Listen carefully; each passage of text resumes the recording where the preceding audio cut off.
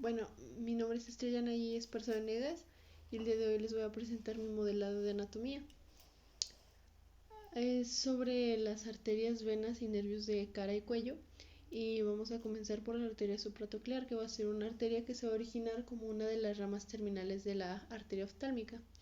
Pues esta se va a desprender en la zona donde la oftálmica va a discurrir posterior a la tróclea del músculo oblicuo superior del globo ocular. Pues esta va a irrigar lo que viene siendo el integumento, los músculos, el pericráneo y además va a pasar a anastomarse con la arteria supraorbitaria y con la arteria suprartoclear del lado opuesto. Después tenemos pues las venas temporales superficiales, que van a ser venas que van a drenar las partes laterales del cuero cabelludo en las regiones frontal y parietal, y pues estas van a formar una sola vena temporal superficial frente a la oreja, justo por arriba del arco de la apófisis cigomática. Esta vena pues va a descender y va a recibir a las venas temporal media y a la facial transversa, y al perforar la glándula parótida se va a unir con la vena maxilar interna a la profundidad con relación al cuello de la mandíbula para formar un tronco temporomandibular. Después seguiría la arteria temporal superficial, que pues esta se va a originar en la arteria carótida externa a nivel de lo que vendría siendo el cóndilo del cuello, cercano al ojal retrocondileo. Se va a originar en la división de la arteria carótida externa y por debajo de la logia parotoidea, bajo el código de la mandíbula. Y pues va a tener una dirección oblicua que va a ascender al borde posterior de la rama de la mandíbula. Después tenemos a la arteria lacrimal, que va a ser una arteria que se va a originar, pues como su nombre lo indica, en la arteria oftálmica. Se va a distribuir hacia la glándula lagrimal y los párpados superior y la conjuntiva.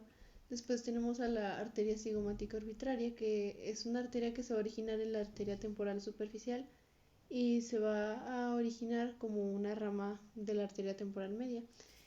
Esta es la que no va a presentar las ramas y va a discurrir a lo largo del arco cigomático, entre las dos capas de las fascias temporal, hacia el ángulo lateral de la órbita, irrigando así pues el músculo orbital de los ojos. Después seguiría la arteria cigomática orbitaria, que va a ser una arteria que se va a originar en la arteria temporal superficial. También puede originarse como una rama de la arteria temporal media, y tampoco va a presentar ramas y va a discurrir a lo largo del borde superior del arco cigomático, entre las dos capas de la fascia temporal hacia el ángulo lateral de la órbita, y va a pasar a irrigar el músculo orbicular de los ojos. Después tenemos a la arteria nasal dorsal, que va a ser una arteria de la cabeza que se va a originar como una de las dos ramas terminales de la oftálmica. Va a emerger desde la órbita por encima del ligamento palpebral medial, y tras dar una pequeña rama hacia la parte superior del saco lagrimal se va a dividir en dos ramas, que vendría siendo el saco lagrimal, que sería una rama lagrimal, y la parte anterior y la lateral de la raíz de la nariz. Después seguiría la vena facial, que va a emerger desde la órbita por encima del ligamento palpebral medial, y tras dar una pequeña rama hacia la parte superior del saco lagrimal se va a dividir en dos. Estas ramas van a irrigar al saco lagrimal y la parte anterior a la raíz de la nariz. La arteria facial, que esta va a ser la arteria más importante para la irrigación de la cara y se va a originar en la superficie anterior de la arteria carótida externa y va a entrar a la región de la cara pasando por el borde inferior de la mandíbula.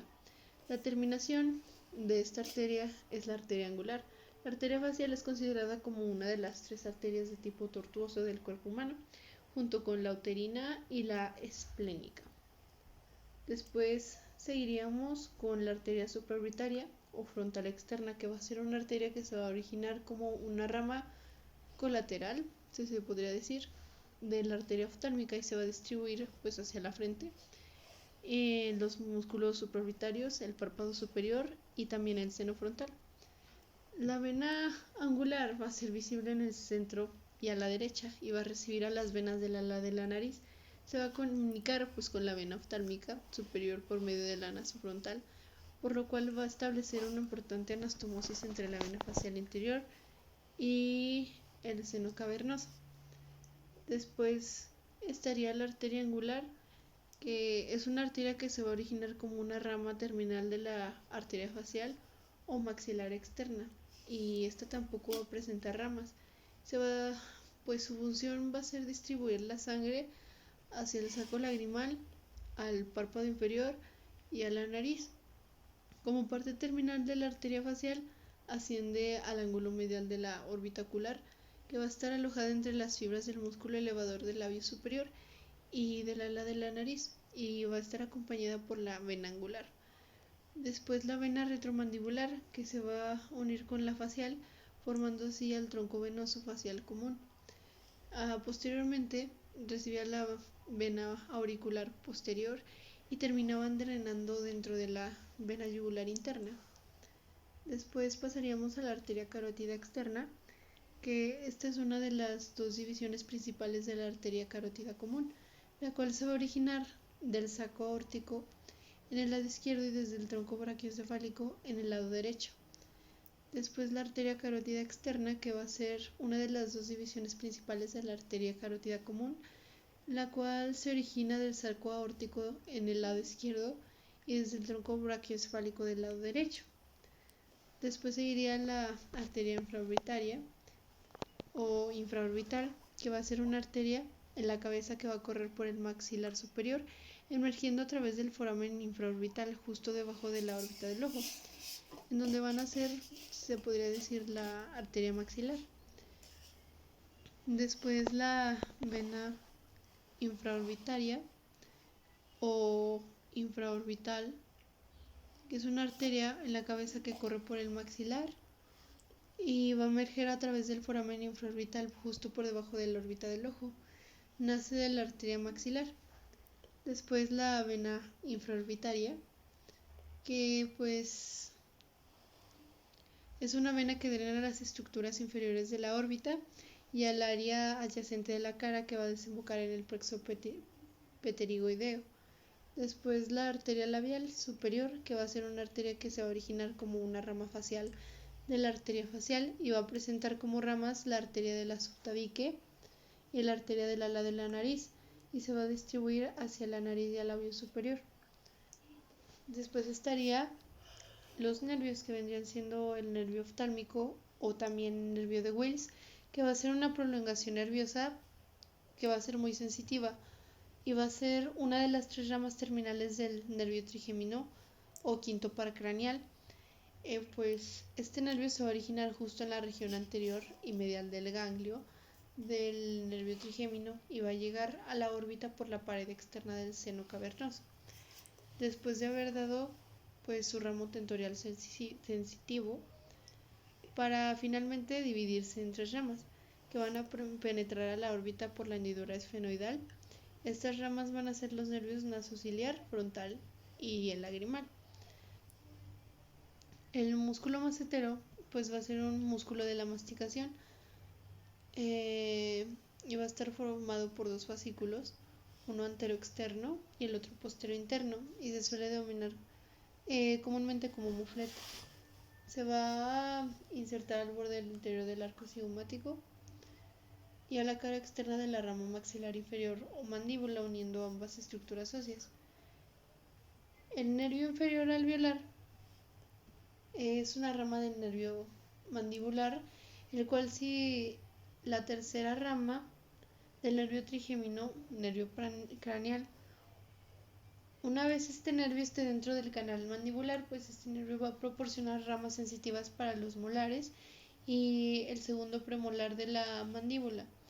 Este punto se bifurca el nervio mentoniano y el nervio incisivo, el cual pues va a continuar por un canal mandibular hacia el anterior, recogiendo así sensibilidad, se podría decir, de los incisivos y el canino y el primer premolar. Las ramas del nervio alveolar inferior y el nervio incisivo formarán el plexo dental inferior. Después tenemos el nervio alveolar superior posterior o dentario superior. Se va a originar del nervio maxilar y va a estar cerca de su entrada del surco infraorbitario. Es número de 2 o 3 se dirigen hacia abajo y va a tener una tuberosidad del maxilar y se van a penetrar ahí los agujeros homónimos. Este nervio pues va a ser susceptible de realización del bloqueo del nervio alveolar superior posterior, así que se utiliza en ocasiones en la anestesia más que nada. El nervio mandibular, que es antiguamente el nervio maxilar inferior, que va a ser el nervio pues más grande de las tres ramas del nervio trigémino, y es un nervio de tipo mixto. Van a ser del ganglio semilunar o trigeminal de Gasser. En la fosa craneal media se va a dirigir verticalmente hacia abajo, en dirección al agujero oval, aproximadamente 1 centímetro por debajo del agujero oval, pues va a terminar dividiéndose en sus dos ramas terminales.